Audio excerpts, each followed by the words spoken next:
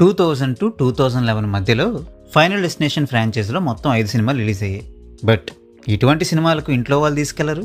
ఒంటరిగా సినిమాలకు పోయేంత స్వేచ్ఛ కూడా అప్పట్లో నాకు లేదు కాబట్టి అవేవి నేను థియేటర్లో చూడలేదు. ఎప్పుడో ర్యాండమ్గా టీవీలో వచ్చినప్పుడు చూడడమే తప్ప నేను ఏ పార్ట్ చూశానో ఏ పార్ట్ చూడలేదో అన్న విషయం కూడా నాకు సరిగ్గా గుర్తులేదు. అయితే దాదాపు 14 years గ్యాప్ తర్వాత ఈ ఫ్రాంచైజీలో 6th పార్ట్ అయిన ఈ final destination blood lines movie release అవడంతో ఈ మూవీని థియేటర్లో చూస్తే ఎలా ఉంటుందా అన్న క్యూరియాసిటీతో నేను ఈ మూవీకి వెళ్ళడం జరిగింది. అండ్ ఈ మూవీ నాకు చాలా చాలా నచ్చింది. మృత్యువు నుండి తప్పించుకున్న ఒక సమూహాన్ని, మరీ ముఖ్యంగా వాళ్ళందరినీ కాపాడిన ఒక అమ్మాయిని ఆ మృత్యువు ఏ విధంగా వెంటాడింది, ఆ అమ్మాయి యొక్క తర్వాతి జనరేషన్స్ని కూడా ఆ కర్స్ ఏ విధంగా ఎఫెక్ట్ చేసింది, చివరికి వాళ్ళలో ఒక్కరైనా చావు నుండి తప్పించుకోగలిగారా లేదా అన్నది తెలియాలంటే ఈ మూవీని చూడాల్సిందే.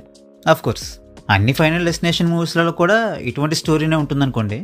కాకపోతే స్టోరీలు ఒకే విధంగా ఉన్నా మరణం సంభవించే పద్ధతులు, పరిస్థితులు భిన్నంగా ఉండడమే ఈ మూవీస్ మధ్యలో ఉండే తేడా.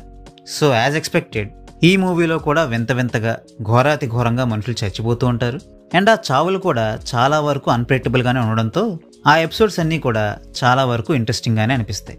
2 hours కంటే తక్కువ డ్యూరేషన్ ఉన్న ఈ మూవీలో నాకు పెద్దగా ల్యాగ్ అంటూ ఏమనిపించలేదు. ఇక టెక్నికల్ ఆస్పెక్ట్స్ పరంగా కూడా ఈ మూవీ నాకు ఇంప్రెసివ్గానే అనిపించడంతో ఈ మూవీని నేను మీకు రికమెండ్ చేస్తున్నా. అయితే తెలియని వాళ్ళ కోసం ఇచ్చే ఒక చిన్న డిస్క్లైమర్ ఏంటంటే ఈ మూవీలో వైలెన్స్ పీక్స్లో ఉంటుంది, రక్తం ఏర్లై పారుతుంటుంది. కాబట్టి ఇటువంటివి చూసి మేము తట్టుకోలేము అనుకునే వాళ్ళు ఈ మూవీని అస్సలు చూడకండి.